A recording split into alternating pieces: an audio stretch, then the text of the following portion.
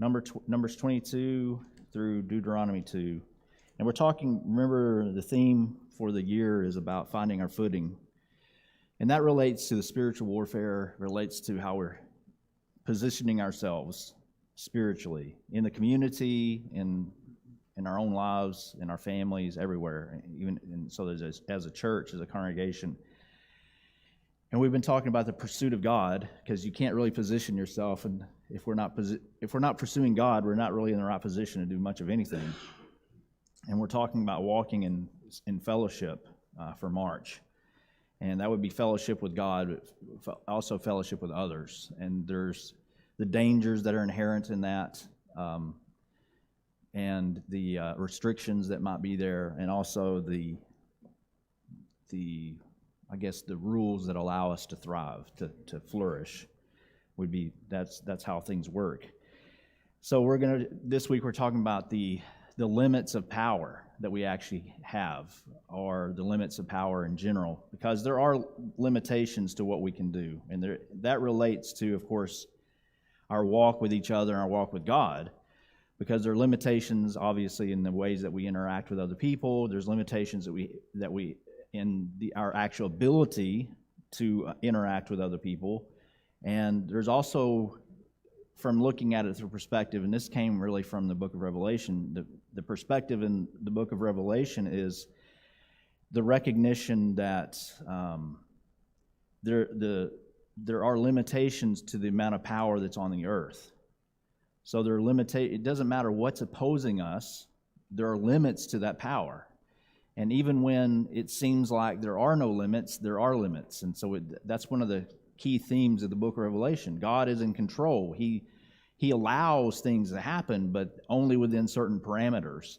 And those parameters may give and take. They may change over time because he has different purposes in allowing things. But the fact is that the parameters are set. They can't be changed by the people who are involved. The only one who could change it would be God. And he has set those parameters. We may not know what those limits are, but he knows what they are. And that's something that should help us, encourage us, and push us forward, because we can understand that he's going to allow certain things, but there are always limitations to it. And it's expressed in many different ways in the Bible. As far as for example, we have in the book of Revelation, we have Satan being chained, he was bound for 1,000 years.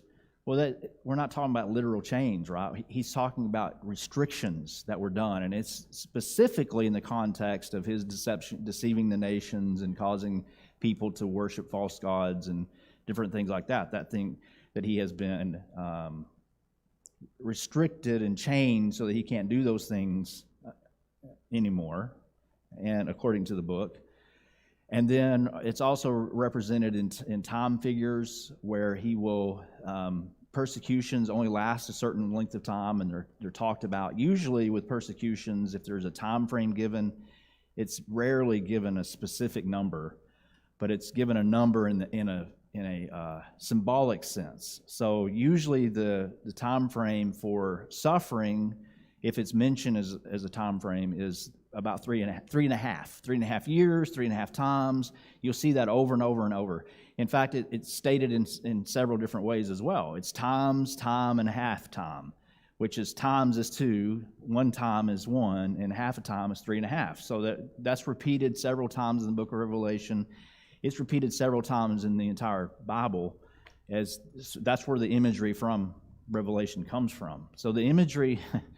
This is an interesting, I know we're not talking about Revelation. I want to talk about this for a second, because the imagery in the book of Revelation is so scary to so many people, but most of them don't realize that every single picture in the book of Revelation is stolen from the Old Testament.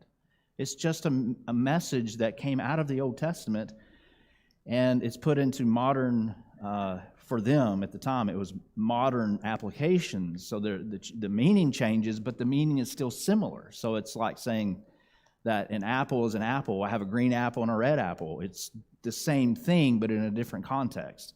So anyway, that's something to consider. The whole Bible talks about these kinds of things, and it should help us to understand that book a little bit better. But we're taking the applications and the themes from that book, and we're applying it to the rest of the Bible as we look at it, and we're using that as a foundation for helping us understand the passages. So the theme that we're looking at this week is discerning the limits of earthly power. And in Numbers 22 through Deuteronomy chapter 2, we have three major themes. The idea here is we have leadership and transition, because we're going from Moses to Joshua in leadership, which is a very big undertaking. Then we have the sovereignty of God and His faithfulness. What is the sovereignty of God? What does that word mean, sovereignty? Yeah, the rule of God, right? So He has the right to lead, and He has the right to command. So He is the one who's in control, and that's, of course, always throughout the Bible it's that way, but it definitely is emphasized here, especially in a time of transition. That's an important concept. And then the idea of maintaining holiness, which we've been talking about extensively in the last several weeks, because we went through the book of Leviticus. So Numbers chapters 22 through 25, we have the story of Balak, Balaam, and the plan to have Israel cursed. Remember, Balak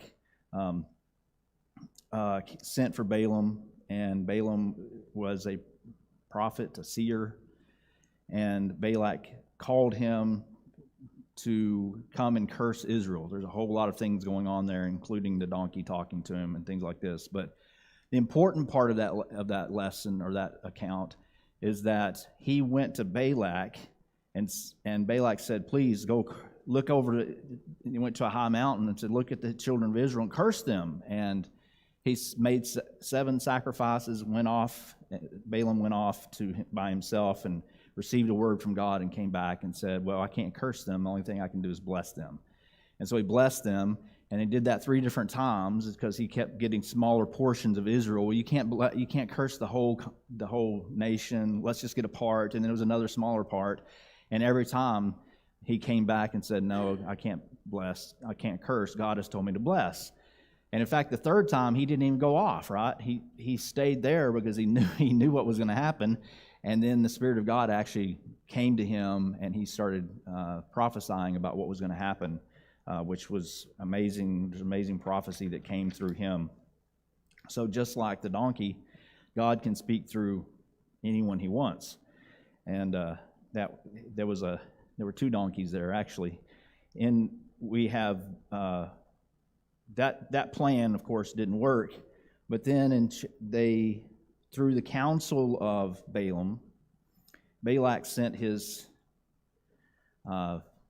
he just told the women to go to interact with the men of Israel, and this related not only to sexual promiscuity, but also to the worship of their gods. So there was a lot of turmoil, and a lot of people died because of that, because God actually began to curse them. But they stopped there was a what's the word? Famine's not the right word. Plague, thank you. That was begun, and it was stopped with death of one of the men that had gone into the tent with one of the women. These were the leaders who stopped it. Then we have Numbers 26. We have a new census that is taking place because there's a new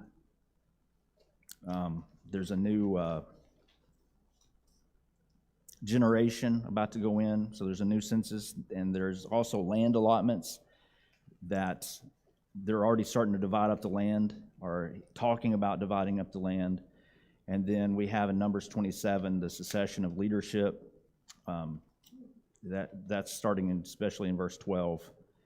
The first 11 verses of 27 is really important, and a lot of laws are evidently based on this principle that the inheritance has to be supported. So the land is divided, but we have a problem here in chapter 27 where, let's see here. The father died, and the daughters of Zelophehad, in verse 7, no. Verse 3, our father died in the wilderness, but he is not in the company of those who gathered against the Lord in the company of Korah, but he died in his own sin, and he had no sons.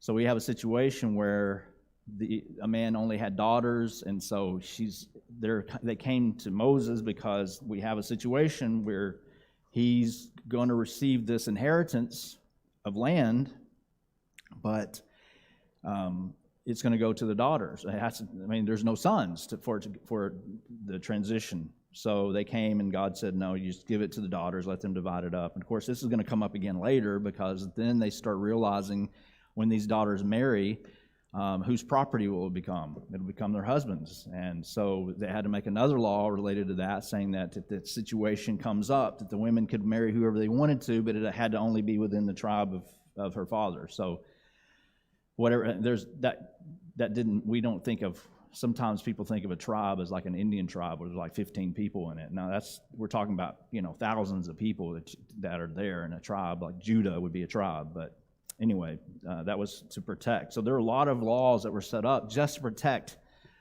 the property rights and the division of the land, because God is serious about putting them in, and not only putting them into this land, but where they're going to be. And of course, all this relates to the coming of the Messiah and things like this. So it's interesting how that even land allotments plays into God's plans to bring about Jesus. And there are a lot of things that we may not know about that, but it is interesting to see that. And then chapters 28 through 30, we have even more regulations that are set up, and these are actually reminders for them of what they're going to have to be doing when they enter into the land. Then chapter 31, we have the Midianites who were defeated by them, by Israel. And then 32 through 36, they set the boundaries before they were talking about the land allotments, but now they're actually setting the boundaries. And they haven't even entered into the land yet, but these are about the tribes on the other side of the Jordan. So remember the 2.5 tribes, before they even went in, they said, this is the land that we want. They were on the east side of the Jordan River, and they're supposed to go and take the land over, right? So on the west side of the Jordan, and that was their land that was given to them, but they came to Moses and said, let us have this land. It's good land. And of course, now Moses is afraid, because what does that sound like? What was he afraid of? Yeah, it sounds like they're saying we're not going to go in and fight, and they're just saying, no, we're not saying that. In fact, so Moses said, you can have this land, but you got to go in. You can leave your wives and children home, but you got to go in and help your brothers establish this land and knock all the people out. And they agreed to that, so that's what that's going to be about. But there's a lot of things related to that comes into play. Then we come into Deuteronomy chapters 1 and 2, and he gives basically a history of all the things that they had done. This is the beginning of their history. He's recounting their last 40 years, and they were wandering around. Why were they wandering around for 40 years?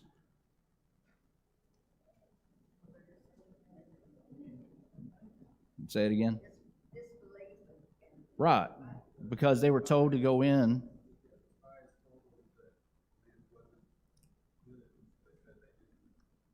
They weren't going to go in. Yeah, let's just go back home and back to Egypt, right? That's kind of the way they saw it. And of course, then that's when God said, no, you're going to wander for 40 years. Because they were scared that they would die. If they went in, they'd all die. So, well, you're going to die in the wilderness then. So, anyway, that's 40 years of wandering, and then we have they're sitting right there at the Jordan River, basically, waiting to go in. Now he's telling them in Deuteronomy. Deuteronomy is a word that means second law. And it doesn't mean that there's 2 laws of Moses, it's just a repetition of it. So Moses is repeating the law for a new generation to remind them this is what God has said. And they had 40 years of that training and teaching, but now he's reminding them because he's about to go away. He's about to die. And it also is Deuteronomy of all the ones that he wrote, the Pentateuch, in my opinion, Deuteronomy is the best. It's the most heartfelt, if I can put it that way. It's not nearly as dry as Leviticus, for example. Deuteronomy is it's just like a letter. And you can see his emotions in here. One of the things that tickled me in reading chapters 1 and 2, and even 3 and 4, is how many times he talked about the fact that he wasn't able to go into the promised land. Now, so why was he not allowed to go in, remember? He struck the rock.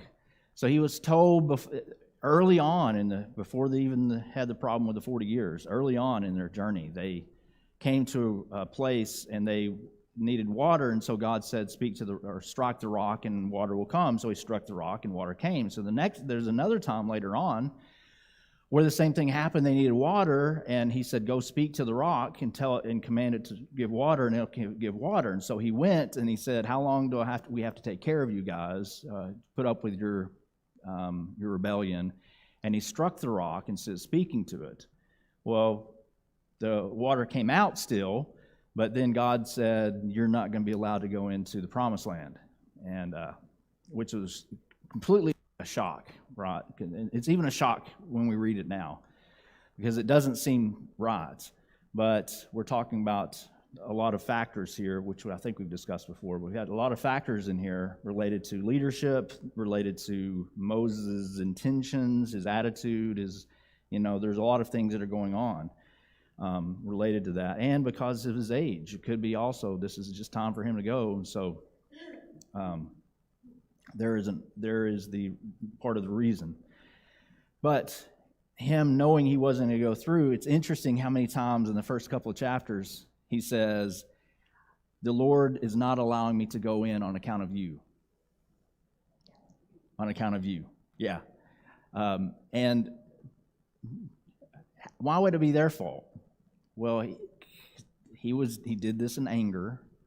And so I don't know if there's more involved in that, but it is interesting that he said that. And so he's putting a little bit of the blame on them, and maybe all of it, I don't know. But it's kind of fascinating to see that. So anyway, those are the basic chapters. Were there any questions anybody had? Any of the reading? Yeah.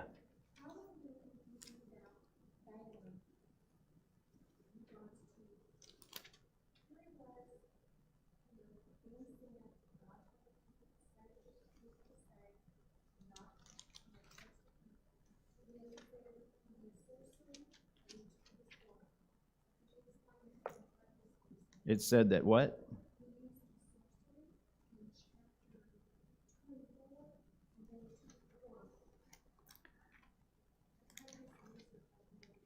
He took up I didn't hear what you said, the last thing. They took up the what? Oracle. Yeah. Words. Yeah. Oracle is a proclamation. It's kind of like writing a poem. But that's the thing. Okay, so from what I understand, this was not what we'd say a priest of God. He was just an oracle. And now God spoke through him, but that actually he spoke to him and he spoke through him in the third one. But God spoke to him then at that time and told him, "You better be careful what you're doing." But as far as taking up his oracle, I'm not sure. I'd have to look at the word and see. What does it say? Yeah.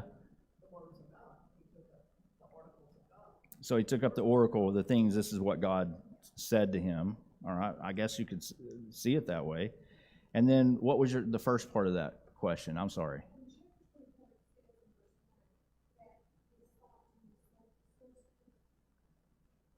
Oh, I see there. 24 and verse 1. Yeah, it says in enchantments. This is one of those times, I would suppose, that God is using an ungodly person to do something that he wanted. That's the only way I could understand that, really. Yeah, Marie? The first two times, Balaam tells them to set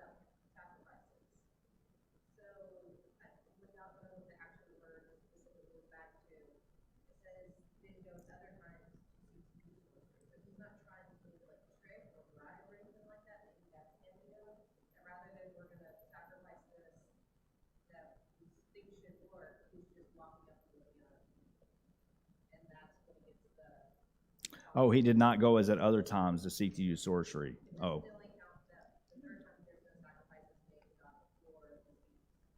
Right. Yeah. So he took up the utterance. Yeah. So, yeah, honestly, I don't know. I never even thought about it, to be honest. But that's what makes sense to me, is that he's going to be saying that he did these things through sorcery, but whatever he did,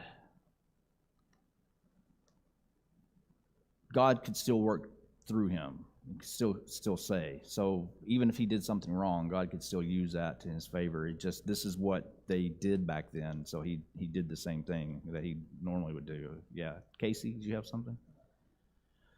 You had your hand up, way up in the air. Yeah. All right, I want to make sure.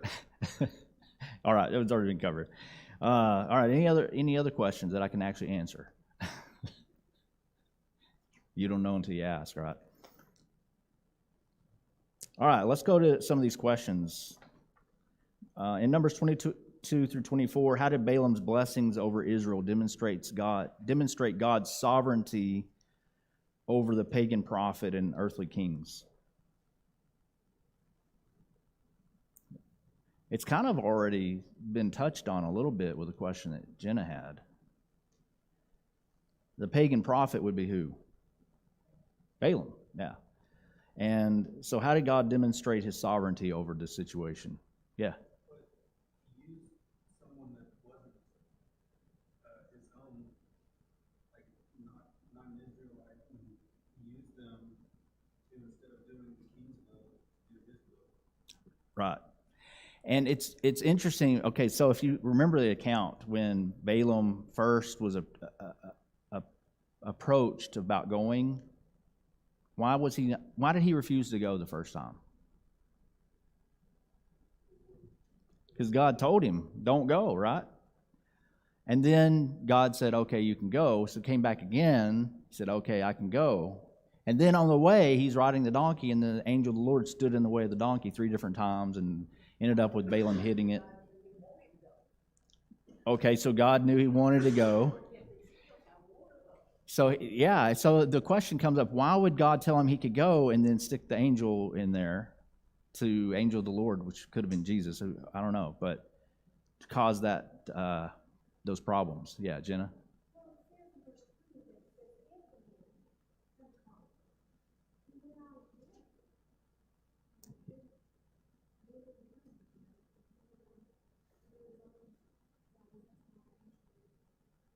Well, I thought that they did come back to him. What chapter are you in?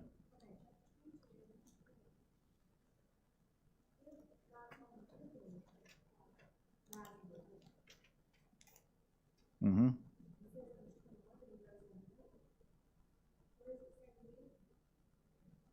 It says he went with the princes of Moab in verse 21.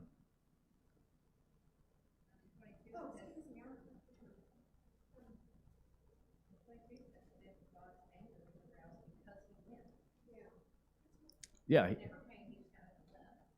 But he went with the princes of Moab, though, at the end of verse 21.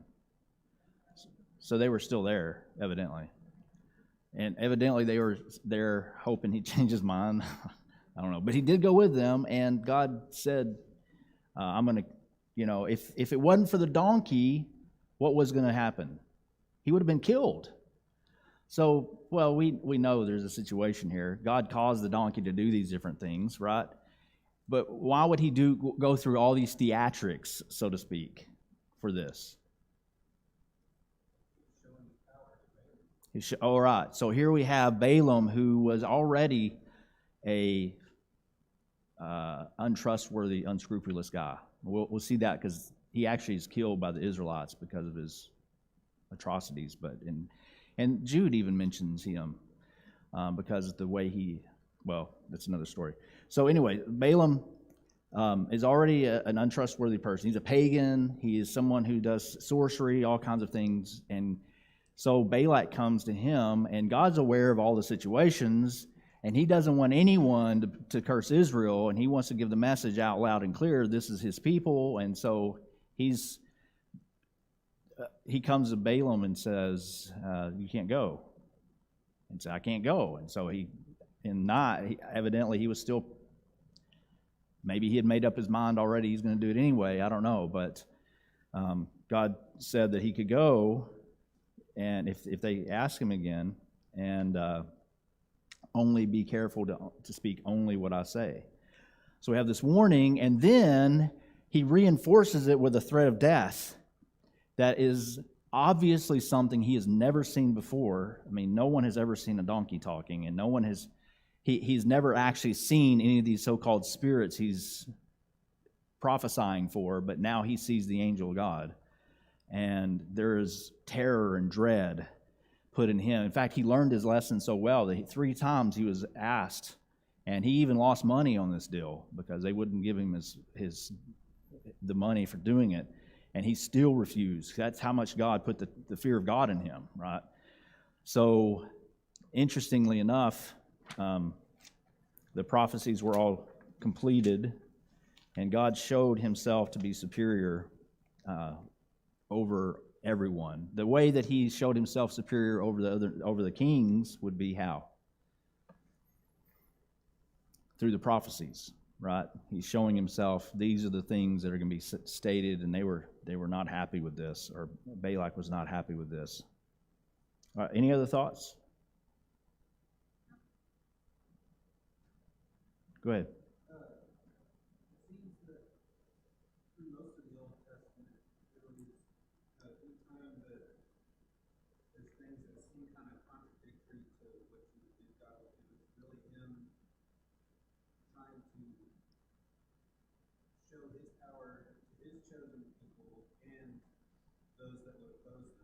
Mm-hmm. So he's really taking any of these opportunities in order to make himself, to glorify himself through things that we've seen last time, I guess. Really like that. Yeah, he's in control of everything.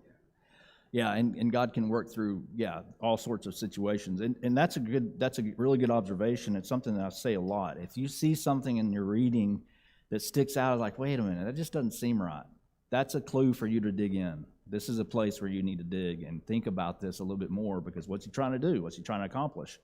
Yeah, Mary?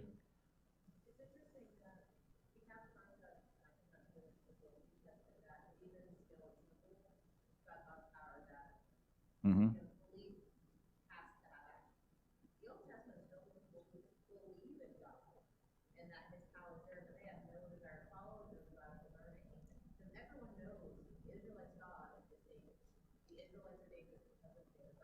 Right.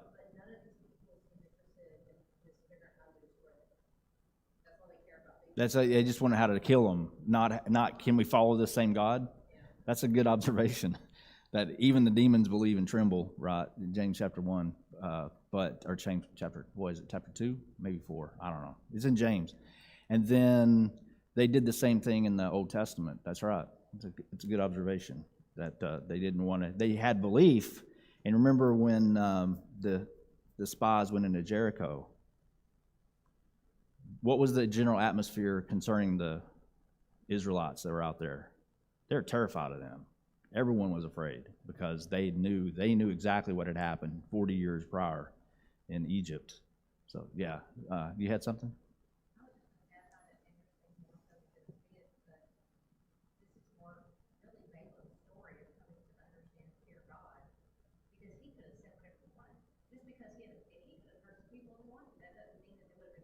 No. Yeah.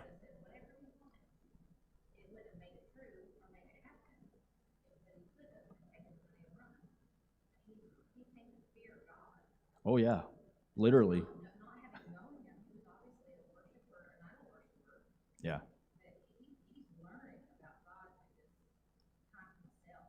Yep, that's true. And that's something we see all throughout the scriptures, right? That God is always bringing people closer to him. That's his MO. And he's going to do it in many different ways. But that's right. So if you look in chapter, let me make sure I'm thinking right. 25, we have the harlotry that goes on between people began to commit harlotry with the women of Moab. Moab again this is Balak,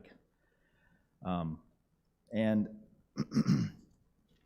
if you look over in Jude,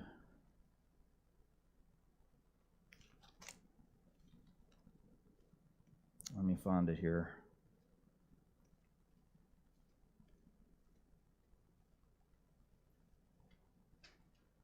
What did you say, Jenna? Yes. Verse 11 says, woe to them. He's talking about false teachers in the church. He says, woe to them, for they have gone in the way of Cain, and they have run greedily in the error of Balaam for profit and perished in the rebellion of Korah. So the rebellion of Korah, these are three different events that are going on. But run greedily in the error of Balaam for profit. All right. Now, if you think about it, Balaam didn't run greedily to Balak for profit. In fact, at the end of this thing, he said, I don't care, you can't, they said, we're not going to pay you. He said, I can't say anything else. I can only say this.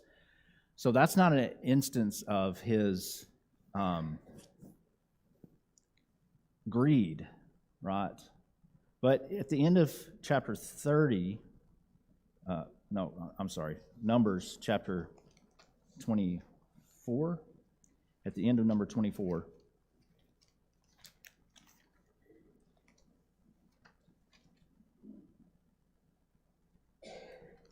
it says that Balaam rose and departed and returned to his own place. Balak also went his way. And I'm trying to think here. I saw it recently in the blessings. He gave some hints. The question is, what did that mean in Jude? Because there wasn't any greed on Balaam's part going to Balak, because God scared that out of him. But there's more to the story. In fact, we find out later that Balak is killed by the Israelites. It points out the fact that they killed him because of the incident related to the harlotry in Moab. So there is it's a reference to that, and I have to find the verse. I'm sorry I don't have it. But the harlotry of Moab comes just right after this event. So it's assumed, or it's believed, that Balaam told Balak, I do have a way for you to hurt Israel. And it's not anything that I can say. It's what the Israelites will do. The only way that you can actually have the people of God cursed is by the way that they behave. Send out the beautiful women. So the sin is what caused Israel to be cursed. And that's an important lesson that they needed to learn. And that's why it happened right after this. There's nothing that anyone can say on the outside that can cause a child of God to be cursed. There's no such curse. There's no such thing. Curses are false anyway. There's no such thing as a curse, so to speak, unless God has intentions of you suffering for a period of time or something. Then I could say that. But not in the traditional sense of what a curse is. So that I see now and then, for that there's a coven of witches supposedly who has cursed different people at different times, and people get afraid of that kind of stuff. Like, first of all, what they're using and talking about usually is pagan things, which don't actually exist anyway. And even if they were using Satan's power, Satan has only so much power in this world, and God doesn't allow him to do a lot of things that everyone wants him to do. So that it's kind of ridiculous. And Balaam realizes, I can't say anything against these people, but here's what you can do. You can get these people to sin, and God will kill him himself. And he started doing that, right? That's exactly what started happening. So he was, evidently, this is how Balaam got paid. He told Balak to introduce sin into the camp of the Israelites. Yeah.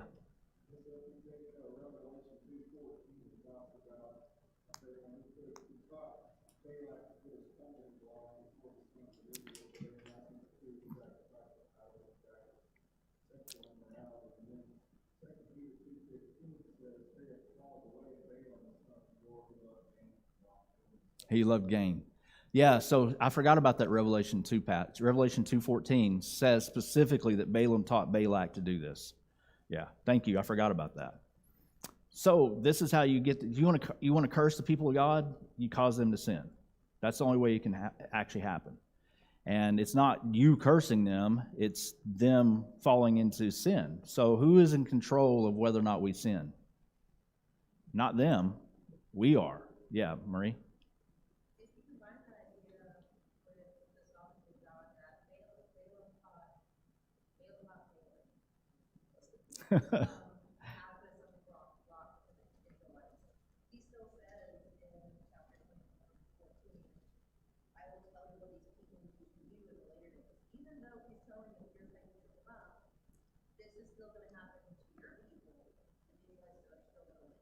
Yeah.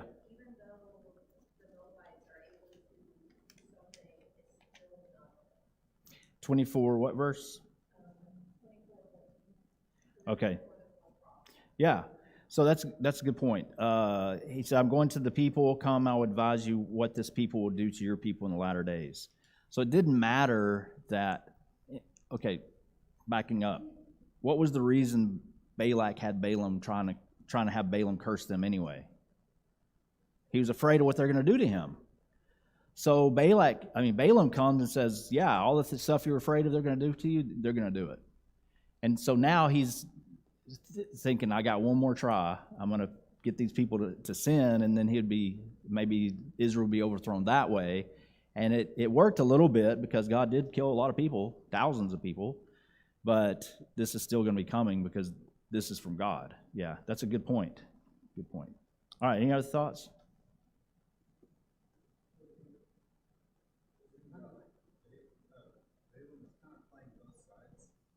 Yeah. He's trying to get his money. Yeah. So evidently it's after this incident, he decides, yeah, I think I figured out a way to do this. And he probably was thinking about the prophecies that he had made. And there are places in there where he talks about the purity of the holiness of Israel. So, yeah.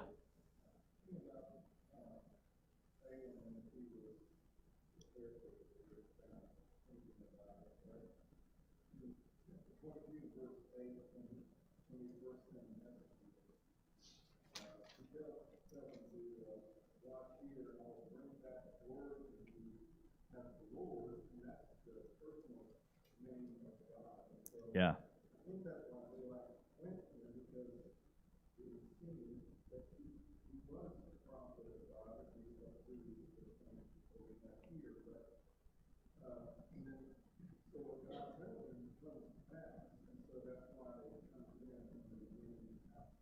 It's a good point.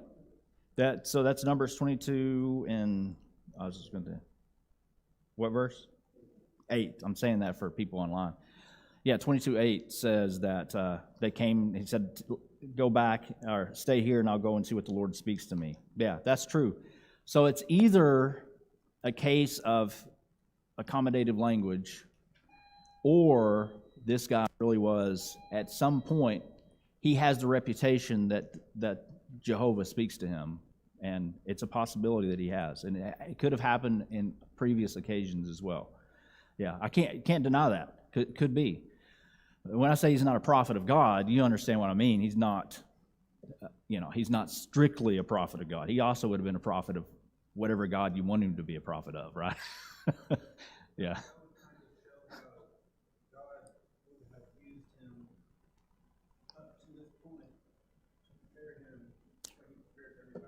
Yeah. That's the first thing that came to mind. Right. So if he had the reputation that Balak knew to seek him out, then God had already in advance started working on that reputation somehow. Yeah. That's a very good thought. Yeah. It just shows how God is orchestrating everything. And everything is according to the way he wants it to work out. And the way he wants it to work out, please understand when I'm saying this. The way he wants it to work out is not necessarily the way he would want it to work out. what I mean is that this road of working this out goes in a lot of winding ways. And the only reason that it does that, and it's not just a straightforward thing, is because God has chosen to work through humans. And we foul everything up. So if we were all perfect, he could have easily done everything very, very straightforwardly. But now he's having to work in different ways and bring about different things based upon their human propensities to do evil and all kinds of things he has to keep in mind. So it just amazes me that God could do this with one person, much less billions and billions of people throughout time. Somebody else had their hand up. Was that you? No?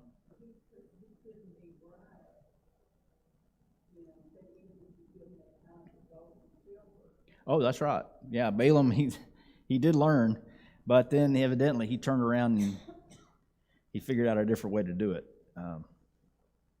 All right, so the second question is, how does this interaction demonstrate the limits of earthly power over humanity? Kind of talked about that, didn't we? There's only so much that people can do, and even calling on curses and things like this, ridiculous that would come up. These are the kinds of passages we need to deal with. This doesn't talk about like modern day curses or, voodoo, things like this. But does it apply to that? Yeah, it does. Because it shows us that if God is going to bless his people, nothing on earth or extra earth can change that. We can't do anything about it because he is the only one that is real. And there's plenty of gods in the Old Testament, but there's only one God, right? There's plenty of gods that people have invented, but he is every single opportunity he has, he shows that those are false, they have nothing, and he is the only one that exists. So interestingly enough, we're having people come around today saying that it says there's there's gods in the Old Testament. That means that there are other gods. It's just that Jehovah is greater.